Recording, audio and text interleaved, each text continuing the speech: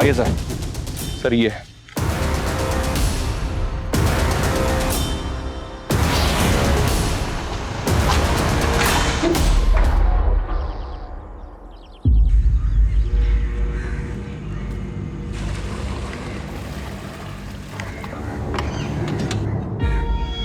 ए शंकर, उधर भी पॉइंट डाल, चल।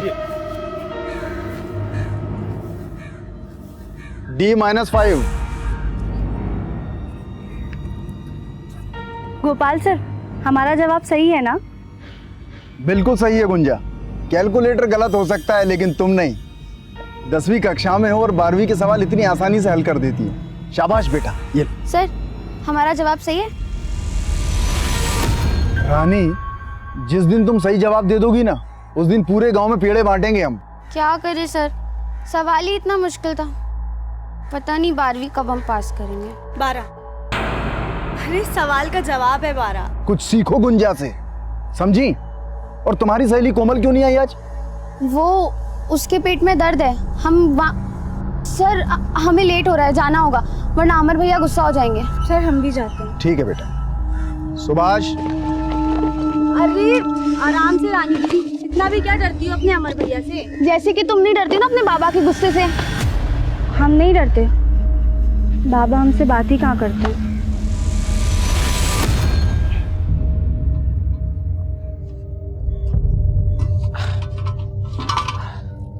अरे ये नट फिर गिर गया आज, क्या करें इसका।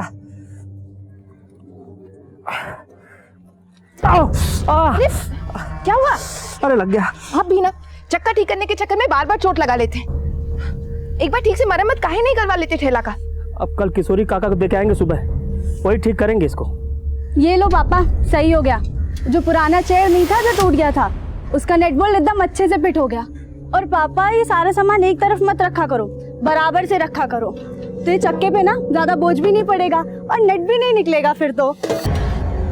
चलते हैं।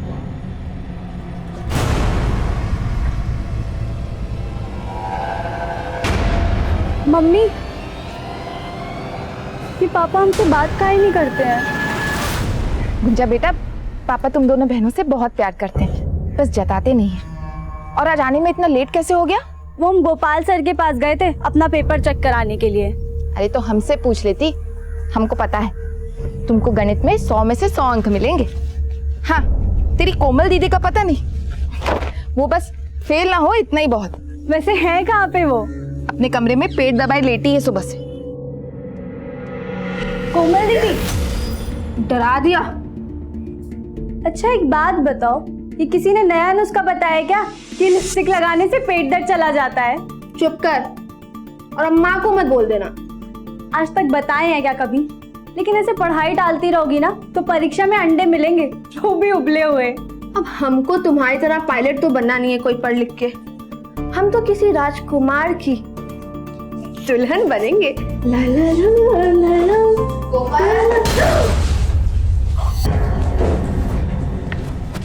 अब तबीयत कैसा है तुम्हारा? मुंह तो देखो कैसा लाल हो पड़ा है।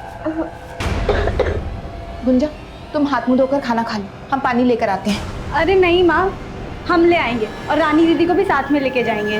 हम भी चलेंगे। अरे तुम ठीक भी हो गई? आपके हाथ का काढ़ा पिए थे माँ, ठीक तो होना ही था। अब हम जाएंगे। कोमल, चलो गुंजा। पता है कोमल दीदी, गोपाल सर रानी दीदी से कह रहे थे कि अगर वो इस साल पास हो गई ना तो पूरे गांव में पेड़े बांटेंगे। चुप कर गुंजा, बहुत मारूंगी तुझे। ना ये पास होगी ना गोपाल से पेड़े बांटेंगे।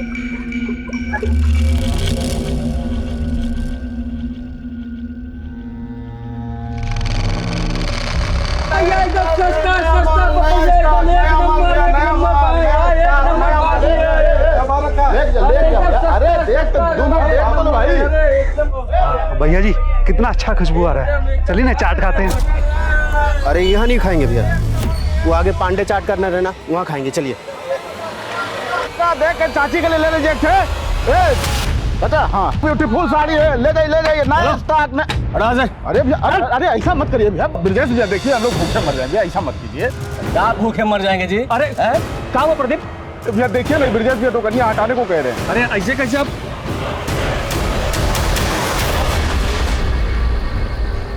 मोबाइल वोबाइल बंद करो, पापा आ गए। अरे सारा छोला ऐसा का ऐसा है और बाकी सामान भी ऐसा का ऐसा है। आज बिल्कुल भी बिक्री नहीं हुआ क्या? आते सवाल शुरू कर दी ना। ये सब सामान उतार कर रखो और खाना लगाओ, हम हाथ मुंह धो के आते हैं। माँ, हमको खेत जाना पड़ेगा इस वक्त। नहीं, कल सुबह चलेंगे। माँ, हमसे नहीं रुका जाएगा, हमको अब भी जाना पड़ेगा। आपको खाना परोसना है। माँ, समझो नहीं रुका जाएगा। आई माँ, हम चले जाते हैं दीदी के साथ। आप परेशान मत हो। ठीक है, लेकिन जल्दी आ जाना। हाँ, चल गुंजा।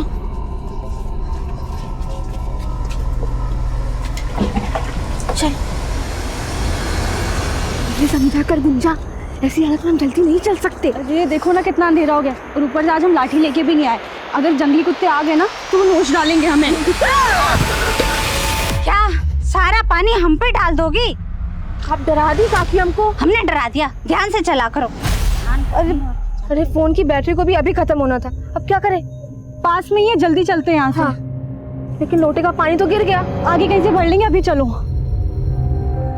दीदी, कुएं से पानी भर लेते हैं। नहीं नहीं, ये बड़े लोग का कुआं है। अरे तो क्या हुआ दीदी, बड़े लोगों का दिल भी बहुत बड़ा होता है, और हमें सिर्फ एक ही लोटा पानी तो चाहिए। ले ले, जल्दी ले।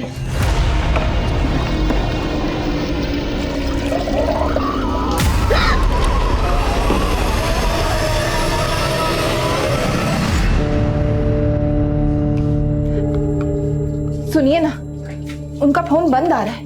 हमारा जी बहुत घबरा रहा है, 1 घंटा हो गया। अरे कहाँ जाएंगे, आती होंगी रास्ते में, आ जाएंगे, टेंशन मत लो। जरा दिखाइए ना, लाठी ले जाना भी भूल गई हैं।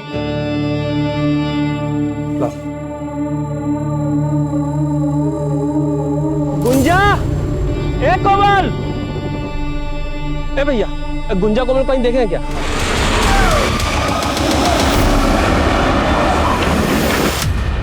ए प्रदीप, कोमल और गुंजा को देखे हो क्या?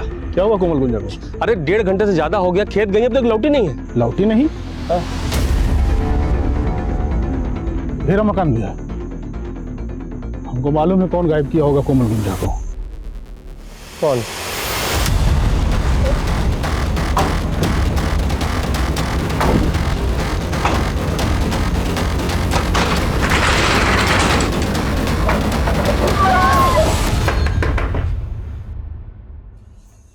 तो क्या कर रहा है? ब्रिजेश भैया, हमारे किए का सजा हमारे बच्चों को काहे दे रहे हैं? छोड़ दीजिए बच्चियों को। क्या कह रहे तू? हैं? निकल! हाथ में ताड़ी पे क्या है का? अरे हम काहे अगवा कर तुम्हारी बेटी को? ऐसा मत बोलिए ब्रिजेश भैया, 2 घंटा हो गया, लड़कियां वापस नहीं आई। उनकी अम्मा का रो रो के बुरा हाल है भैया। बुरा हाल हो गया तो हम क्या करें? जाके ढूंढो, किसी के साथ भाग गई होंगी। तुम निकले तो कौन सा नया बात है ये सब? ब्रिजेश, मुंह संभाल के बात कर, और सीधे सीधे कह रहे हैं हमारी बेटी को बाहर भेज। चल, नहीं बताएंगे। क्या कर लेगा? क्या कर लेगा? भैया देखिए, धक्का मत। क्या कर लेगा तू? बताइए क्या कर लेंगे। आप बता। बताइए क्या? साला पुलिस वाले पे हाथ उठाया तेरी तो। हेलो, प्रणाम साहब, हम कन्हैया बोल रहे हैं। सुनो, क्या रे, क्या गुंडा ये? एक पुलिस वाले के घर पे आके उसको पीटोगे? मतलब जानते हो इसका? इसने हमारी बेटी को अगवा किया साहब, अंदर छुपा के रखे साहब, पूछो इसको। झूठ बोल रहा है। 1 मिनट, अभी हम दूध का दूध, पानी का पानी कर देंगे। अंदर जाके चेक करो कौन लड़की है। जो भी अंदर हो उसको बाहर लेके आओ।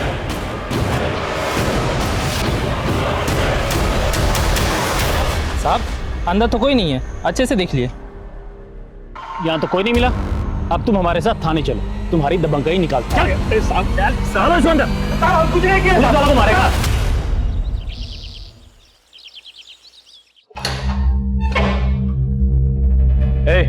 बाहर निकल।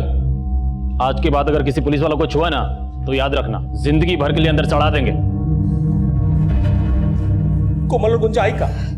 साहब हमारी बच्चे को ढूंढ दीजिए, आप जो कहेंगे हम देंगे, अपना ठेला तक बेच देंगे साहब। हवलदार को भेजे हैं खोजने के लिए, आने दो तो बताते। तुम लोग क्यों ना पाओ? अरे रुक जा।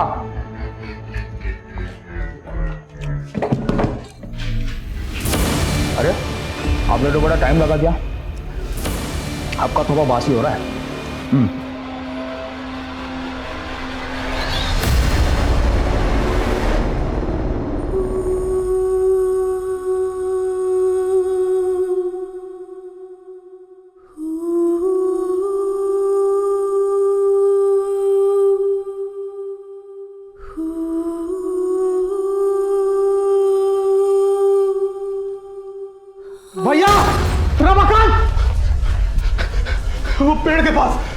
गुंजा और कोमल, चलिए।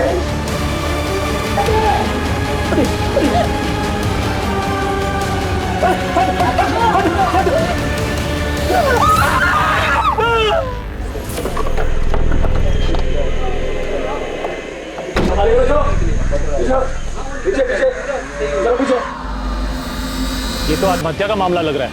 ब्रिजेश, उतरवाओ लाश। साहब हमारी बेटी आत्महत्या नहीं कर सकती है साहब। पोस्टमार्टम में सब पता चल जाएगा। हाँ, आराम से। जब तक हमारा बेटे को इंसाफ नहीं मिलता साहब, हम लाश नहीं उतारने देंगे। कैसा बेवकूफ वाला बात कर रहे हो? अरे लाश को उतारेंगे, पोस्टमार्टम कराएंगे, रिपोर्ट मंगाएंगे, तब ना इंसाफ दिलाएंगे। स्ट्रेचर मंगाओ। उठाओ लाश को, डालो एम्बुलेंस में। हम नहीं जाने देंगे। चलो, हम नहीं जाने देंगे।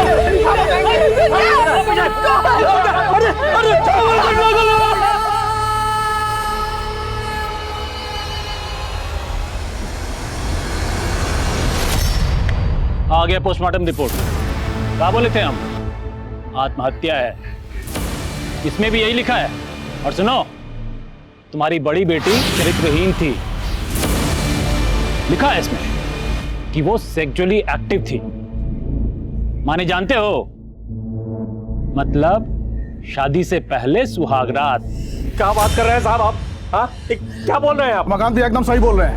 ये दोनों लड़के एक साथ अचानक खुदकुशी क्यों करेंगे भला? ये सब रिपोर्ट गलत है। सब साला रातों रात पत्रकार बन गए हो गारे। हमसे सवाल करोगे? तुम लोग जो बोल रहे ध्यान से सुनो। चुपचाप दोनों बॉडी को उठाओ और जाके अंतिम संस्कार कर दो, नहीं तो जब तक हमारी बेटियों को इंसाफ नहीं मिल जाता, हम लाश नहीं लेंगे और अंतिम संस्कार भी नहीं करेंगे। नहीं करेंगे। कई सवाल खड़े हो रहे थे। क्या ये हत्या का केस था या फिर आत्महत्या का? लोगों में आक्रोश बढ़ रहा था। वीडियो वायरल होने की वजह से ये केस राजनीतिक और सामाजिक गलियारों में तूल पकड़ रहा था। जन आक्रोश और केस की संवेदनशीलता को ध्यान में रखते हुए ये केस तुरंत इंडियन इन्वेस्टिगेशन एजेंसी को हैंडओवर कर दिया गया।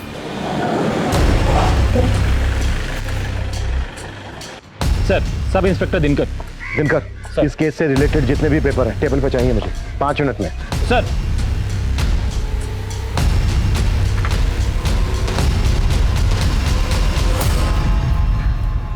दिनकर, आखिरी बार पूछ रहा हूं मैं, ये सुसाइड ही था या फिर रेप और मर्डर? सर 100% सुसाइड है। देखिए ना, पोस्टमार्टम रिपोर्ट में भी तो ये लिखा है। एक बात बताओ दिनकर मुझे, अगर ये सुसाइड ही है तो फिर कोमल और गुंजा के कपड़ों पर खून क्यों लगा था?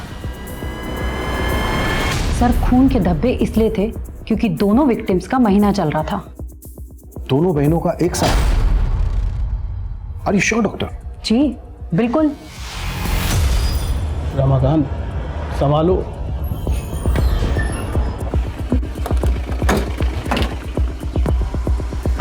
सरिया करें। यही कोई 8 सवा 8 बजे निकली थी साहब दोनों बाहर। आपको किसी पर शक है? हम तो पहले दिन से कह रहे थे साहब कि वो हवलदार ब्रजेश और उसका छोटा भाई कन्हैया, वही सब मिलकर किया है साहब। रमाकांत जी, आप इतने यकीन के साथ कैसे कह सकते हैं? क्योंकि साहब उसी दिन दोपहर में बाजार में ब्रजेश के साथ हमारा कहाँ तो नहीं हुआ था साहब। साहब, उसी शाम को जब हम घर आ रहे थे तभी सुने थे दोनों भाइयों को बात करते हुए। नहीं भैया, हम रमाकांत को छोड़ेंगे नहीं। देख रहे थे ना, बहुत बड़का नेता बन रहा है। अरे काहे का नेता रे? 2 मिनट नहीं लगे, पूरा परिवार गायब कर देंगे उसका। फिर मालूम चला कि कोमल और गुंजा गायब है। इसीलिए साहब हम यकीन से कह सकते हो दोनों भाई मिलकर किया है सब।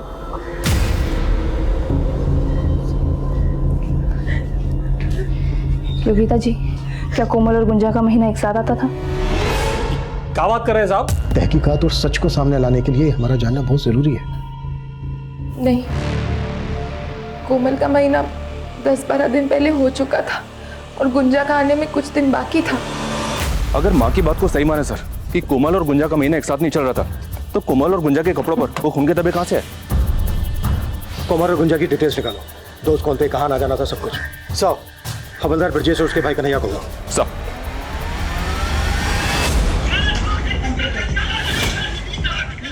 हाँ साहब जी, वो उस दिन मार्केट में हमारा झगड़ा तो हुआ था रमाकांत के साथ, और तुमने उसके परिवार को 2 मिनट में गायब करने की बात भी की थी। साहब, हम कोई गुंडा बदमाश तो है नहीं जो किसी का परिवार 2 मिनट में गायब कर देंगे। मतलब तुम पे जो आरोप लग रहे हैं ये सब के सब बेबुनियाद है। हाँ साहब, सब झूठ है, हमने कुछ नहीं किया है। लेकिन वो बड़ी वाली है ना साहब, उसका तो अफेयर था किसी के साथ। साहब पोस्टमार्टम रिपोर्ट में साफ साफ लिखा है ना कि वो सेक्सुअली एक्टिव थी। नहीं सर, हम कोमल और गुंजा को तो जानते तक नहीं थे। तो फिर बार बार तेरा नाम क्यों आ रहा है बीच में? सर ब्रजेश भैया के साथ उन लोगों की लड़ाई थी, हो सकता है उनके साथ वो लोग हमें ही फंसाना चाह रहे हो। सर हम तो विद्यार्थी हैं। ये कन्हैया और इसका बड़ा भाई हवलदार ब्रजेश, दोनों पे नजर रखो। सर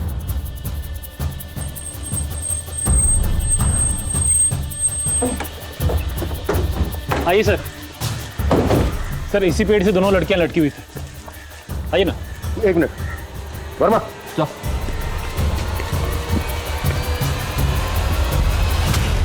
हाइट बहुत ज्यादा है। क्राइम सीन से ना तो कोई स्टूल मिला है ना ही कोई कुर्सी। इतनी हाइट पर जाकर फांसी का फंदा बनाना प्रैक्टिकली मुमकिन नहीं है। Right sir. और गौर करने वाली बात यह भी है सर कि अगर इन दोनों को सुसाइड करना था तो यहीं पे आके सुसाइड क्यों किया? बात ही, हाँ बोलो।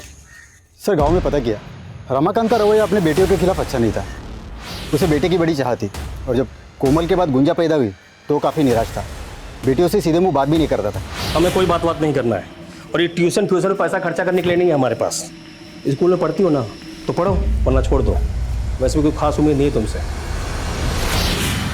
वैसे तो अभी तक हम ये मानकर चल रहे हैं कि सुसाइड नहीं मर्डर है, पर यह भी तो हो सकता है कि सर यही पारिवारिक वजह दोनों के सुसाइड करने की। नहीं वर्मा, ये सुसाइड तो नहीं लगता। आई एम श्योर ये मर्डर ही है। हाँ, ये हो सकता है कि ब्रजेश और उसके छोटे भाई कन्हैया ने इस कांड को अंजाम दिया। ब्रजेश एक पुलिस वाला है, सबूत मिटाना उसके लिए मुश्किल तो रहा नहीं होगा। कितने ही केसेस में उसने देखा होगा कि सबूत किस तरह। हमारा नाम हरी सिंह है साहब। ये दीवार के पीछे का सारा जमीन और इधर वाला पूरा जमीन वहां तक हमारा ही है साहब। और इस कुएं से हम लोग सिंचाई करते हैं। हरी सिंह जी, आप कोमल और गुंजा को जानते थे? हाँ, गांव के बच्चे हैं साहब। वो यहीं गोपाल मास्टर साहब के पास ट्यूशन पढ़ने आते हैं साहब। अच्छा, जिस दिन दोनों लड़कियों की लाशें मिली थी उस दिन किसी और को देखा था यहाँ पर? नहीं साहब, हमने तो किसी को नहीं देखा। लेकिन हाँ साहब, वो गोपाल मास्टर साहब ने सबसे पहले उन लाशों को देखा था। सर गुंजा और कोमल दोनों अच्छी लड़कियां थी। गुंजा तो पढ़ाई में बहुत तेज थी और गणित में उसके जैसी तेज लड़की मैंने आज तक नहीं देखी। बिल्कुल सही है गुंजा, कैलकुलेटर गलत हो सकता है लेकिन तुम नहीं। क्या क्लास में कोई ऐसा लड़का था जिसकी कोमल या गुंजा से अच्छी खासी दोस्ती हो? सर ऐसा मेरे ध्यान में तो कोई भी नहीं है। हाँ, मैंने गुंजा को सर एक दो बार एक लड़के के साथ देखा। क्या वो लड़का कन्हैया था? नहीं सर, वो कन्हैया नहीं था। उसे तो मैं जानता हूँ, ये कोई और था और मुझे इसका नाम नहीं मालूम। मास्टर जी, कोमल और गुंजा की लाश सबसे पहले आपने देखी थी, तब टाइम क्या हुआ था? सर सुबह के तकरीबन 5:30 बजे थे और मैं उस रात को अपने घर पे नहीं था। मैं अपने मामा के घर गया था और अगले दिन तकरीबन उसी समय मैं अपने मामा के घर से वापस लौटा। तभी मैंने दोनों लड़कियों की लाश देखी और फिर सर मैंने तुरंत सबको सूचित किया। कोमल और गुंजा की लाश के पास आपने किसी और को भी देखा था? हो सकता है कोई यूं ही वहां से गुजर रहा हो या कोई ऐसी चीज जो आपको थोड़ी अजीब लगी हो। नहीं सर। हेलो, अरे फिक्र मत करो आप, देखो पूछताछ तो होगी ही, हमारा कोई भी कुछ बिगाड़ नहीं पाएगा, समझे? चलो रखता हूं मैं।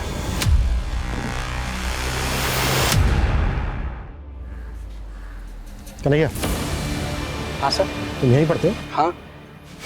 क्या इत्तेफाक है, कोमल की खास सहेली रानी भी यहीं पढ़ती है, जानते ही होगे।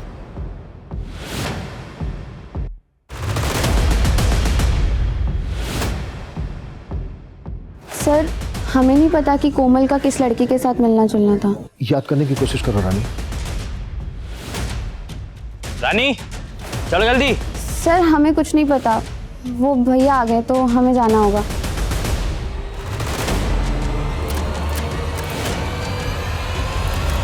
ऐसा लग रहा है जैसे रानी कुछ छिपा रही है हमसे, और इस कन्हैया का भी इस केस से कुछ ना कुछ लेना देना तो है।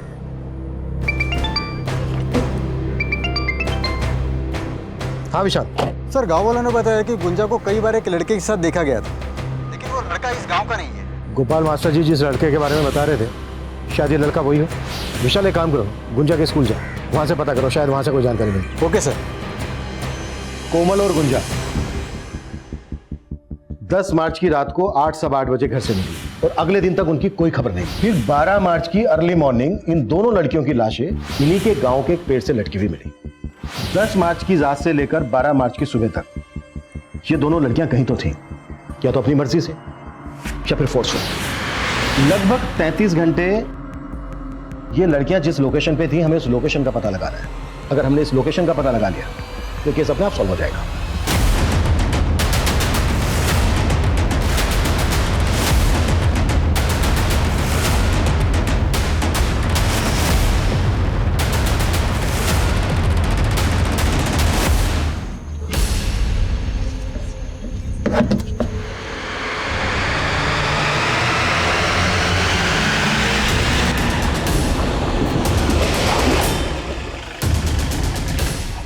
आइए सर।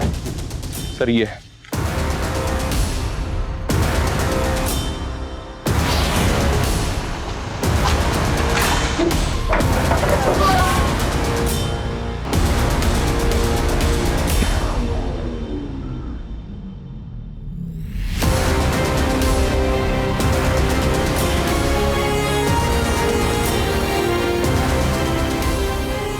वर्मा, ये जगह सील करो और फॉरेंसिक को बुलाओ। अगर कोमल और गुंजा यहाँ थे तो उनके साथ जो हुआ है वो किसी हैवानियत से कम नहीं है। ये जो टायर के निशान है ये किसी हैवी व्हीकल के हैं, एसयूवी, ट्रक या टेम्पो। आसपास पता करो कि इस तरह की किसी बड़ी गाड़ी को देखा गया था क्या। Okay sir. पोस्टमार्टम रिपोर्ट में सुसाइड दिखाया तो क्या हुआ? दोनों लड़कियों की लाशों को देखकर नहीं लगा तुम्हें कि उनका रेप और मर्डर हुआ है? हम तो वो क्या वो किसे बचाने की कोशिश कर रहे हो? हवलदार ब्रजेश और उसके छोटे भाई कन्हैया को? नहीं सर, हम किसी को नहीं बचा रहे। हमने अपनी कार्रवाई पूरी ईमानदारी से की है सर। अब ये नया मोड़ कैसे आ गया हमें कुछ समझ में नहीं आ रहा है। समझ में नहीं आ रहा है ना? कोई बात नहीं, अब घर जाकर शांति से समझना।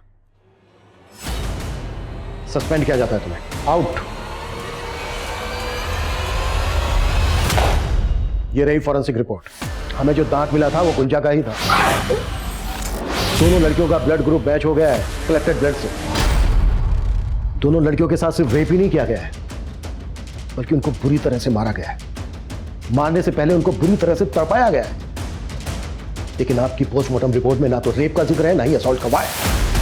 सर वो हमारा पहला पोस्टमार्टम रिपोर्ट था, हमें कुछ समझ नहीं आया सर। बकवास मत करो, तुम सबके सब मिले हुए हो। I will report about this. उन दोनों लड़कियों के साथ सिर्फ उन हैवानों ने ही जुल्म नहीं किया है बल्कि तुम सब भी शामिल हो इसमें। Out out.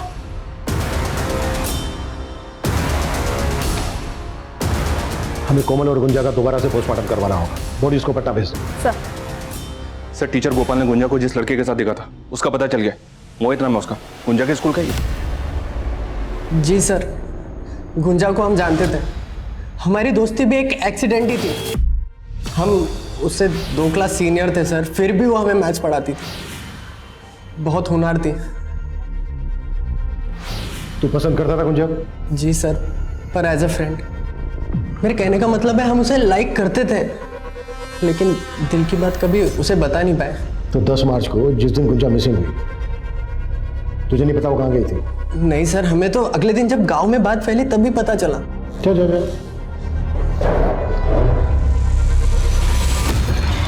सर, पटना से कोमल और गुंजा की पोस्टमार्टम रिपोर्ट्स आ गई।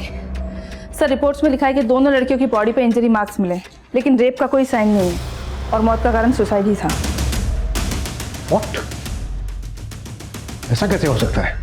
कोमल गुंजा को इंसाफ दो, इंसाफ दो, इंसाफ दो। पुलिस प्रशासन, हाय हाय। मुजरिमों को सजा दो, सजा दो, सजा दो। मुजरिमों को सजा दो, सजा दो, सजा दो। अत्याचार नहीं सहेंगे, नहीं सहेंगे, नहीं सहेंगे। वर्मा, इस केस में हमसे कुछ तो छूट रहा है।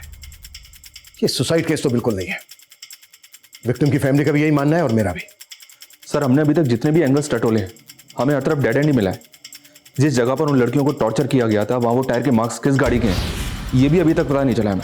वर्मा, एक काम करते हैं, इस केस से रिलेटेड जितने भी डॉक्यूमेंट्स हैं, कॉल रिकॉर्ड्स, रिपोर्ट्स, फोटोग्राफ्स, सबको दोबारा से अच्छे से स्कैन करते हैं। शायद ऐसा कुछ मिल जाए जो अब तक हमसे छूट रहा है।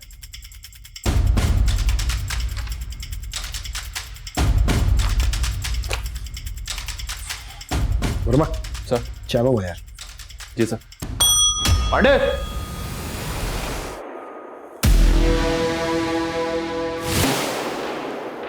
वर्मा, ये इतना बड़ा क्लू हमसे कैसे छूट गया? कौन सा clue sir? Mobile phone. Sir हम अपनी खोई हुई वर्दी की कसम खा के कह रहे हैं, हमें क्राइम सीन से कोई मोबाइल फोन नहीं मिला था। लेकिन हाँ, हम जब वहाँ पहुँचे उससे पहले बहुत सारे गांव वाले इकट्ठा हो गए थे। हो सकता है उनमें से कोई।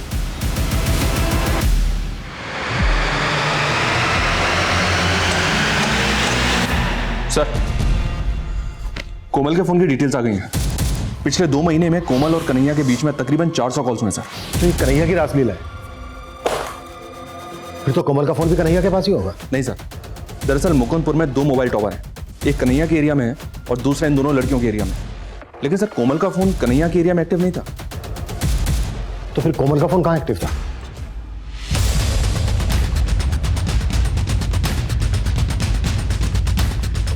क्या हुआ साहब?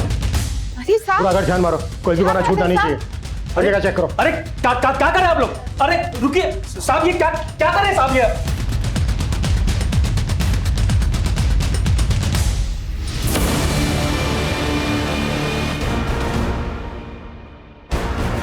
ये कांच का टुकड़ा मिला है, लगता तो मोबाइल का ही है।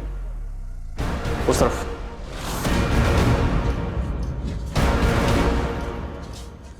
वर्मा सर, बाहर चेक करो।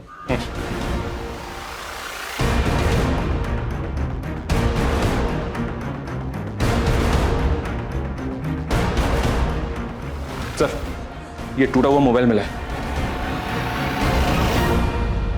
और कितनी एक्टिंग करनी है रमाकांत, या फिर सच बोलना है? कैसा सच? क्या बोल रहे हैं ये? योगिता जी, ये क्या बताएगा? मैं बताता हूँ। कोमल कन्हैया से प्यार करती थी और ये बात आपके पति थे रमाकांत को पता चल गई, इसलिए कोमल और गुंजा दोनों को मार डाला इसने। ये कैसी बातें कर रहे हैं साहब? हम अपनी बेटियों को नहीं मारे हैं साहब। तो फिर कोमल का ये मोबाइल फोन क्यों छुपाया? क्यों झूठ बोलता रहा अब तक कि मोबाइल कोमल की लाश के पास से मिला ना तुझे? हम जान गए थे साहब, हमारी कोमल कन्हैया छुप छुप के बातें करती है। ये फोन अगर किसी के हाथ में लग जाता तो साहब बातें बाहर आ जाती साहब। हमारी बेटी के साथ अन्याय हो चुका है साहब। हम नहीं चाहते थे कि मरने के बाद उन पर कोई लांछन लगे, इसलिए हम ये फोन छुपा दिए थे साहब। लेकिन जब हमको पता चला कि आप लोग को भी पता चल गया है तो हम ये फोन का सब मैसेज डिलीट किया और फोन तोड़ के बाहर फेंक दिए थे साहब। रमाकांत, अब तुम्हारी किसी भी बात पे यकीन करना हमारे लिए मुमकिन नहीं है। मानते हैं साहब, हम अपनी बेटियों के गुनहगार हैं साहब। बेटे के मुंह में हो गए थे साहब, इसलिए बेटी की काबिलियत को पहचान नहीं पाए। और आज जब वो नहीं है तब महसूस कर रहे कि हम कितने आगे हैं साहब। पर मैं समझ में नहीं आ रहा है इस रमाकांत पे कितना भरोसा किया जाए और कितना नहीं। काम करो, कन्हैया को उठा लो, उसी से होगा दूध का दूध पानी का पानी। सर, हेलो,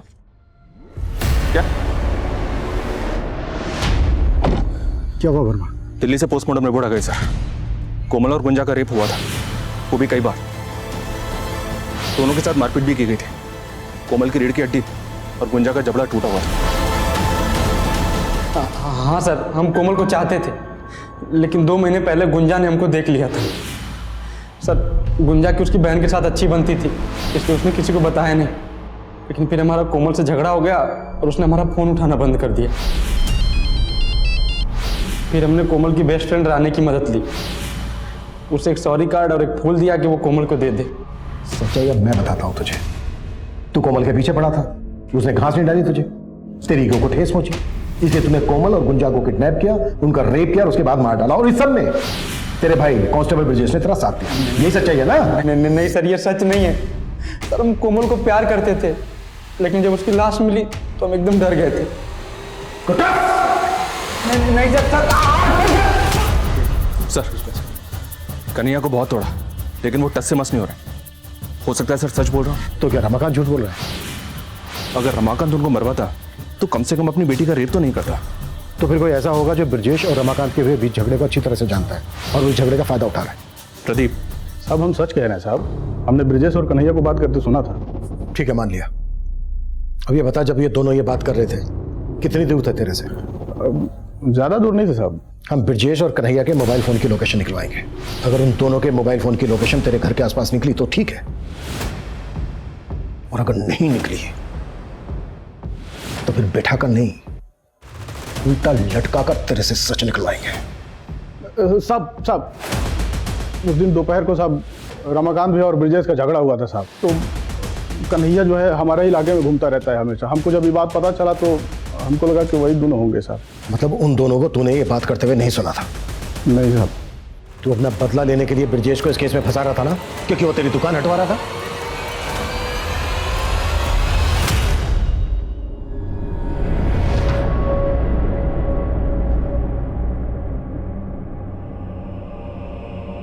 माँ क्या बना रही हो? लो मैं ये उतार देती हूँ। मुझे मैं मलहम लेकर आती हूँ। बहुत जल रहा है। इसे ठंडा लगेगा। कितनी बार बोला है तुमको हमारी मदद करने की कोई जरूरत नहीं। अभी इतने नहीं बुढ़ाए कि घर का काम ना कर सके। अरे माँ, तुम तो 80 साल की भी हो जाओगी ना, तब भी बुढ़ी नहीं होगी।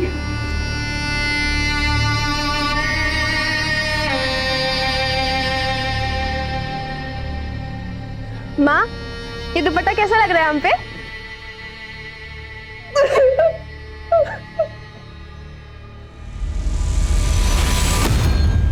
सर, गोपाल मास्टर की मोबाइल की लोकेशन स्टडी की मैंने। 12 मार्च की रात को वो अपने मामा के घर पे था, लेकिन रात को 1 बजे वो घर वापस लौट आया था। सर हम रात को ही मामा के घर से जल्दी आ गए थे। तो पहले हमसे झूठ क्यों बोला था? कहीं ऐसा तो नहीं है कि तू भी शामिल है इस कांड में? नहीं सर, सर हम बहुत डर गए थे सर।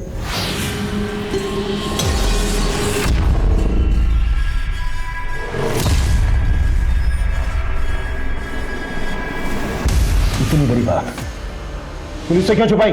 सर हमने कहा ना सर, हम बहुत डर गए थे सर। सर हमने अपनी बीवी से पूछा, उसने कहा कि हमें इस पचड़े में पड़ने की कोई जरूरत नहीं। कौन लोग थे? हमको नहीं मालूम, हमने नहीं देखा। टेम्पो किस रंग का था वो? हरा हरा सफेद था सर। हम सच कह, वो टेम्पो पहले भी आया है।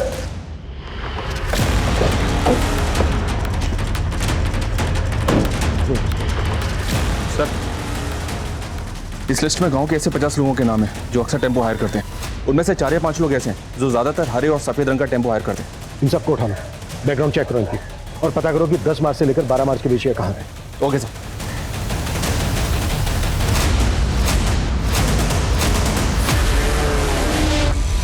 सर, सुमेरपुर गांव में कल रात को एक टेम्पो ने कार को टक्कर मार दी थी। कार में बैठे सभी लोगों की डेथ हो गई है। तुम कहना क्या चाह रहे हो? ये वही टेम्पो है जिसकी हमें कोमल और गुंजा के केस में तलाश थी, और उस टेम्पो का ड्राइवर अभी लॉकअप में। हमारा नाम तो मनीष है। 10 से 12 मार्च के बीच में हमारा टेम्पो कहाँ था हमें नहीं मालूम है साहब, क्योंकि ये टेम्पो हमने 1 महीना पहले ही विजय से खरीदा है। नंबर दे विजय। जी सर। ये मनीष का बैकग्राउंड तो क्लीन है सर, लेकिन टेम्पो का ओरिजिनल मालिक विजय 10 और 12 मार्च की रात को समस्तीपुर के टीरी गांव में मौजूद था अपने 2 साथियों के साथ। ये देखिए सर, राहुल और सुनील। और उस घटना के कुछ दिनों के बाद इन तीनों ने ये गांव छोड़ दिया था। अभी इस वक्त तीनों के मोबाइल फोन कहाँ एक्टिव है? विजय का गुड़गांव में, राहुल का मुंबई में और सुनील का बेंगलोर में। लेकिन एक बात है सर, ये राहुल हरी का रिश्तेदार है। इस हरी को उठाकर पूछें। नहीं, अगर ऐसा करेंगे तो ये तीनों अलर्ट हो सकते हैं।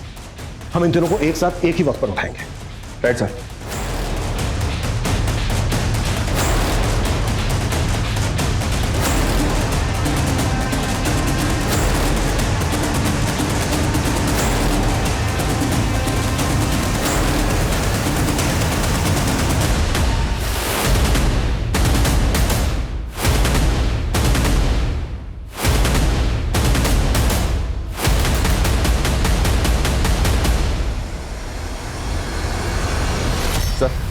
सब टारगेट कंफर्म हो गए, उठा लें? नहीं, अभी नहीं। शार्प 6 बजे तीनों को एक साथ उठाओ, ताकि किसी को भी बचने का मौका ना मिले। Okay sir.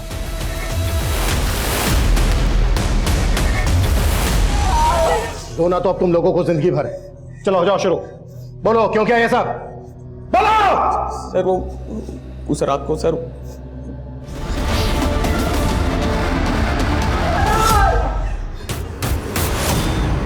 इस राहुल के सीडीआर में एक नंबर यहाँ का भी मिला है। यहाँ का? जी सर, इसी थाने से 10 मार्च को राहुल को कॉल किया गया था। किसने कॉल किया था? सर जिस रात को हम लोग टेम्पो लेकर जा रहे थे, उस रात को दरोगा साहब ने हमें रोका था। जी हाँ सर, 10 मार्च की रात को हमने उन तीनों लड़कों का टेम्पो चेक किया था। हाँ जी साहब। ये हेडलाइट कैसे खराब है? साहब वो थोड़ी सी बिगड़ गई है। बिगड़ गई? एक लाइट से गाड़ी नहीं चला सकते, पता है ना? कहाँ से आ रहे हो? ये पीछे वाली सड़क से आ रहे थे। एक्सीडेंट की हो गई? नहीं नहीं साहब, कुछ भी नहीं किया। टेम्पो में पीछे क्या है? पीछे खोल के दिखाओ। ए साहब पीछे आओ। तुमने उन दोनों लड़कियों को उस टेम्पो में देखा था, फिर भी वो टेम्पो जाने दिया क्यों? क्यों? गुंजा को हम उसकी औकात दिखाना चाहते थे। हमारे भतीजे के पीछे पड़ी थी वो। तुम्हारा भतीजा? मोहित भतीजा हमारा। वो उसको फंसा रही थी सर। औकात से बढ़ के सपने देख रही थी वो लड़की।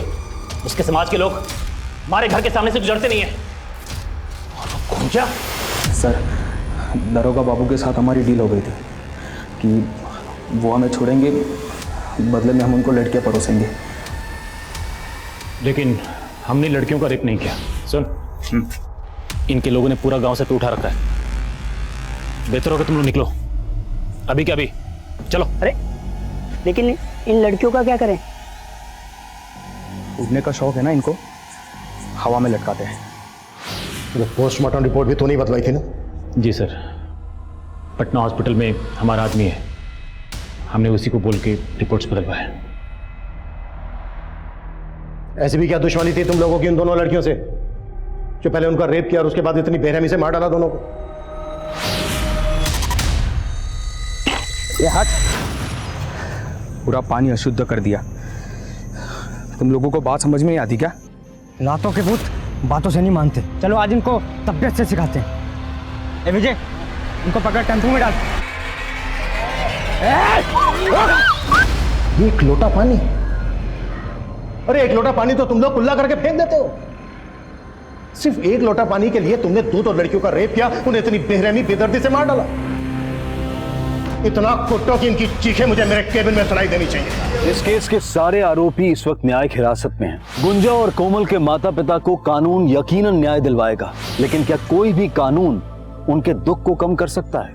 जाति भेद, महिला उत्पीड़न और कानून व्यवस्था में मौजूद कमियां, ये केस समाज में फैली इन सारी स्थितियों को उजागर करता है।